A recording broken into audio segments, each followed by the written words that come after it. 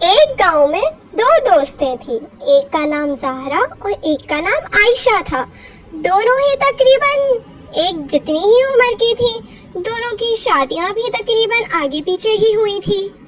دونوں لڑکیاں شادی کے بعد عموماً دونوں ہی گھر گھرستی میں اپنے گھر گھرستی میں مصروف ہو گئیں، مگن ہو گئیں۔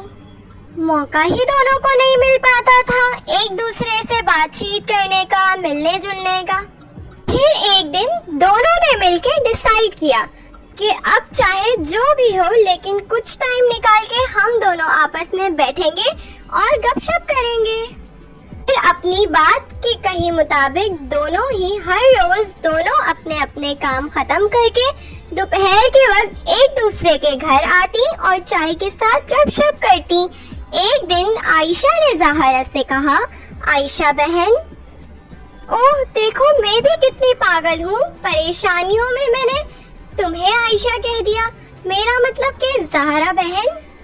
آج صبح میں نے اپنے شوہر کو دیکھا، وہ بچوں کے ساتھ اس طرح سے کھیل رہا تھا اور بچے بھی اس کے ساتھ بہت خوش تھے اور مجھے انہیں دیکھ کے بہت خوشی ہوئی، لیکن کہیں نہ کہیں میں کھو گئی کہ میں نے اپنے ایک زندگی کے بہت امپورٹنٹ پارٹ کو مس کر دیا۔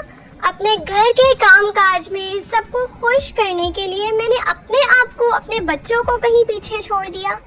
زہرا نے مسکرا کر کہا، عائشہ بہن، تمہاری یہ بات بہت اچھی ہے کہ تم اپنے شوہر اور بچوں کی خوشیوں کا خیال رکھتی ہو، لیکن دیکھو ہم عورتوں کا اصل کام یہی ہے، اپنے گھر والوں کی زندگیوں کو آسان اور خوشگوار بنائیں۔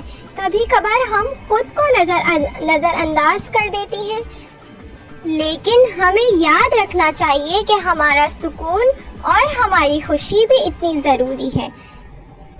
عائشہ نے زہرا کی بات بہت غور سے سنی۔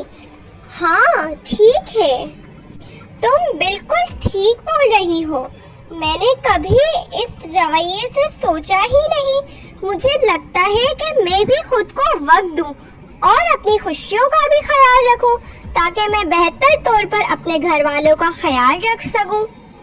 زہرا نے کہا، بالکل، ہمیں خود کو بھی پیار دینا چاہیے۔ ہم اپنے بچوں کی، شوہر کی اور گھر والوں کی ذمہ داریوں کے بیچ خود کو بھول جاتے ہیں۔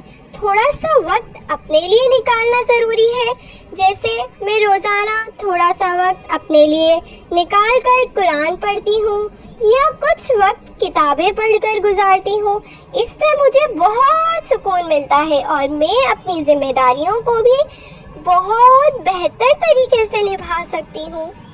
عائشہ نے سوچتے ہوئے کہا، زہرا تمہاری یہ باتیں بہت پسند آئیں مجھے۔ آج سے میں بھی اپنے لیے کچھ وقت نکالوں گی تاکہ میں اپنے گھر والوں کے لیے بہت بہتر طور پر موجود رہ سکوں۔ اسی طرح سے میں بھی اپنے آپ سے خوش رہوں گی اور میرے بچے اور میرے شوہر بھی میرے ساتھ خوش رہیں گے۔ اور پھر اسی طرح زہرا نے اپنی زندگی، عائشہ نے اور زہرا نے دونوں نے مل کر بہت خوبصورت اور خوشی سے گزاری۔ گھر کی عورتیں اکثر یہ بھول جاتی ہیں، اپنے خاندان کی خوشیوں کے لیے اور سکون کے لیے اپنی خوشیوں کو نظر انداز کر دیتی ہیں، لیکن یہ ضروری ہے کہ وہ اپنے لیے بھی کچھ وقت نکالیں تاکہ وہ ذہنی اور جسمانی طور پر خوش رہ سکیں اور اپنے گھر والوں کی خدمت مزید مؤثر طریقے سے انجام دے سکیں۔ شکریہ۔